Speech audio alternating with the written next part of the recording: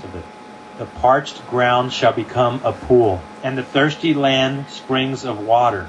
In the habitation of jackals where each lay, there shall be grass with reeds and rushes. Now, I'm reading out of the New King James right now, but in the King James Version, it says, in the habitation of dragons where each lay. Now, folks, I want to show you something. In the world where people want to be independent and have confidence in their own ability, their own riches, their own might, there are many things they want to have confidence in. But in a world without God, everybody's road is crowded and populated, and it has all of these things I've mentioned.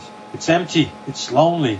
The inner peace that people strive for and seek after is never found. It can't be found because the road is parched and the road is crowded. As I read in verse 7, in the habitation of dragons where each lay, or the habitation of jackals where each lay. That means that some people are just laying down on the road in that land. They're just laying there, worn out, spent. They have nothing left. And in that land there are people that are unpleasant. In that land you will encounter people that don't care about you. They don't care about your family, your children. Maybe they even hurt you or your family or your children. Some of you know that in the land there are some that are mean. But in that line it says, in the habitation of jackals where each lay, or dragons. If you look in your concordance and you see the root meaning of that word, and I have my concordance right here. The word dragon comes from the word tanning or tanning.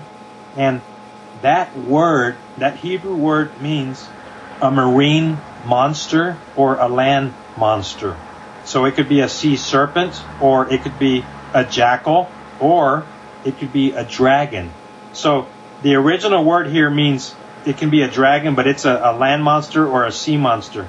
Now, that word comes from the root word tan, and this is what I want to show you right here, folks. The root word tan means a monster or other hideous land animal, like a jackal or a dragon. But the root word means monster. How many of us have been asked the question by our children, or have heard children asking the question, Mommy, are there such things as monsters? Daddy, are there monsters? And the children are told, no son, no daughter, no honey, there's no monsters. And in the traditional sense, that's true. There are no monsters and goblins hiding in their closet. But, my friends, there is a monster out there. And according to this verse right here, it's mentioned. The parched ground shall become a pool, and the thirsty land springs of water, in the habitation of monsters, where each lay. In this passage, folks, the monster is the dragon. The dragon is the accuser. The accuser is the enemy, Satan, the devil. He is the monster. His demons are the monsters. And in the parched ground where residents of this planet want to dwell, also it's crowded with others who are mistreated and who are oppressors and who are also bullies themselves. But in addition to them, out there in the world, on the path that lies before all of our feet, is a monster that dwells in our path. And how many of you know, how many of you can attest that in your life you have encountered the monster? The monster that has wreaked havoc on you. The monster that has wreaked havoc on your children to steal their souls. Tried to destroy your marriage. The monster that has tried to destroy you. The monster is out there, my friends. And that monster, Satan, he doesn't care about you. And if a person wants to maintain their life away from God, away from His drink, in the parched land, in the wilderness, in the wasteland, then they are going to encounter the monster. The monster that has destroyed so many. The monster that has sent so many to their grave before their time. The monster that laughs at your discouragement, that laughs at your pain. He doesn't care about you, my friend. And when John was in that prison cell, the monster was whispering things to him. The enemy, Satan, was making sport of him. And John was in that prison cell, and he needed an answer. He needed encouragement, and he didn't know what to do. So he sent his disciples to Jesus, and Jesus said, John, look in Isaiah 35. look in there and look what the remedy is. And my friends, this message is also for you. If you are in your prison cell right now and it's dark and you're scared and you're discouraged, you don't have enough light and you're alone, you feel abandoned. God, where are you? Are you Him? Or do I look for another? If this thing is real, I need it to work for me now. I'm worn out. I'm empty. I have nothing left. And I need a touch from God. My friend, God understands where you are right now. He understands that you want a touch from Him. He understands that you're hungry for Him. That's why He pointed all of us to this passage. Because look at verse 8 right now. A highway shall be there, and a road, and it shall be called the highway of holiness. My friends, Jesus came. He came to offer us a new highway. Not the road that leads to destruction. He came to rescue us from that land, the wasteland, from the highway that has residents that do not care, from the highway that contains dragons and jackals that want to snip at your feet and burn you. God came to rescue you from that, my friends. And that highway points to God. That highway has a trophy at the end. That highway has others that have gone before you who are waiting at that city that has been built with hands. And the builder and the maker of that city is God. That highway is for others that find it. The others can be you, my friend.